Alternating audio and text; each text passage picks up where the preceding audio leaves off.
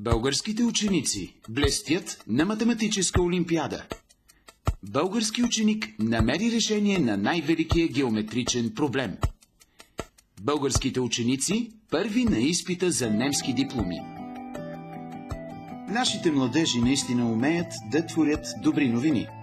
В един от най-критичните и съдбовни моменти в живота те показват характер. Лице на умен род и племе, което мечтае, твори и планира едно по-добро бъдеще.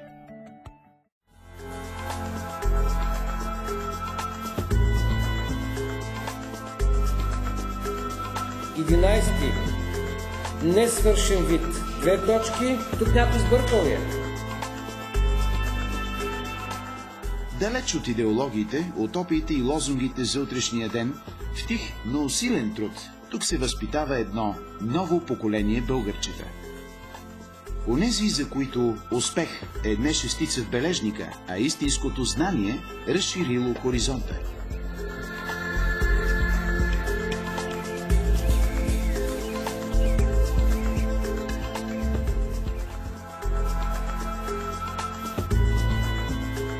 Работата в инкурс е нещо по-различно от работата в час.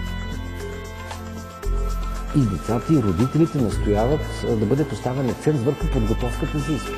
Много е важно да направят този решава скок, за да отидат в друга среда, която среда вече ги дърпа самата тя нагоре, стават по-конкурентни, когато попаднат в едни елитни училища.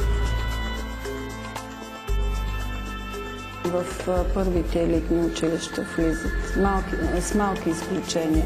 Просто едно-две дечица, ако са се притеснили нещо.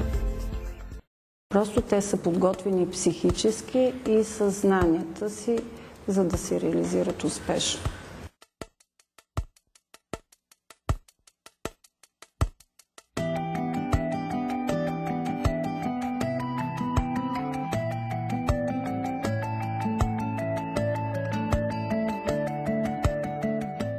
Тези ученици не си задават хамлетовски въпроси. Те не се двоумят между да бъдеш или да не бъдеш, защото могат единствено да бъдат.